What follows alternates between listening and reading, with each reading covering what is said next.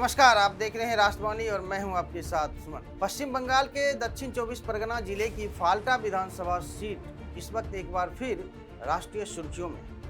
2 मई की सुबह 7 बजे से यहां 15 पोलिंग बूथ पर फिर से मतदान शुरू हुआ है। लेकिन वोटिंग से पहले जिस तरह के आरोप, विरोध प्रदर्शन और हिंसा की तस्वीरें सामने आई है, उसने पूरे बंगाल की चुनावी निष्पक्षता पर गंभीर सवाल खड़े कर दिए।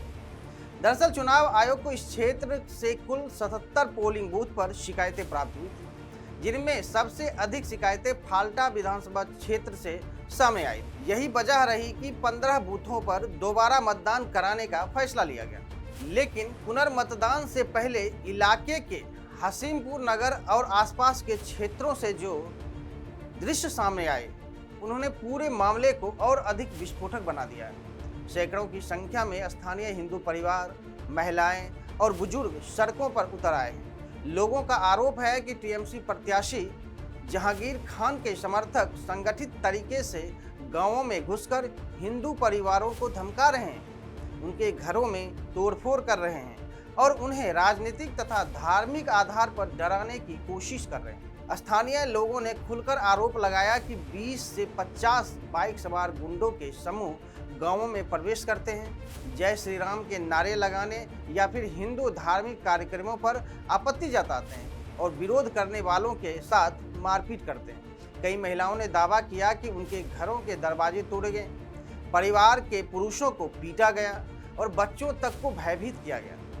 सबसे चौंकाने वाली बात यह रही कि कुछ स्थानीय टीएमसी समर्थकों ने भी आरोप लगाया है कि केवल हिंदू होने की वजह से उन्हें निशाना बनाया गया। कई लोगों ने कहा कि वे खुद टीएमसी से जुड़े हैं, लेकिन धार्मिक पहचान के कारण उन पर भी हमला हुआ। ग्रामीणों का आरोप है कि इलाके में बीजेपी का झंडा लगाने तक की अनुमति नहीं है, जबकि टीएमसी का दबदबा बनाए रखने के लिए खुलेआम हिंसा और धमकी का सहारा लिया जा रहा है।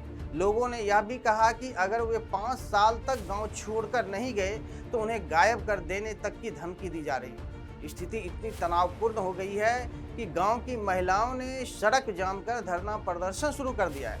प्रदर्शनकारियों की मांग थी कि मुख्य आरोपी जहांगीर खान और उनके सहयोगियों को तत्काल गिरफ्तार किया जाए। उनका कहना है कि जब तक प्रशासन कठोर कार्रवाई नहीं करेगा, तब तक क्षेत्र में निष्पक्ष चुनाव संभव नहीं है।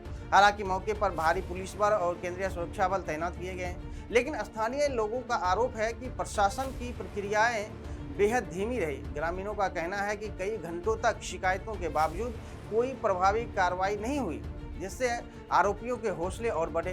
फाल्टा सीट पर यह विवाद इसलिए भी महत्वपूर्ण हो गया है क्योंकि यहां का चुनावी परिणाम दक्षिण 24 परगना की व्यापक रणनीतिक दिशा तय करेगा और सबसे अहम भी माना जा रहा है। यदि हिंदू मतदाताओं ने बढ़ता असंतोष मतदान में परिवर्तित कर होता है तो यह टीएमसी के लिए गंभीर राजनीतिक नुकसान का कारण बन सकता है। अब सबसे बड़ा सवाल भी यही है कि क्या बंगाल में लोकतंत्र भय और हिंसा के साए में चलेगा या फिर चुनाव आयोग और प्रशासन निष्पक्ष मतदान सुनिश्चित करने में सफल होंगे। फिलहाल फाल्टा की सड़कों पर उबाल है, लोगों में आक्रोश है और पुनर्मतदान के बीच पूरे देश की नजरें इस सीट पर टिकी हुई है।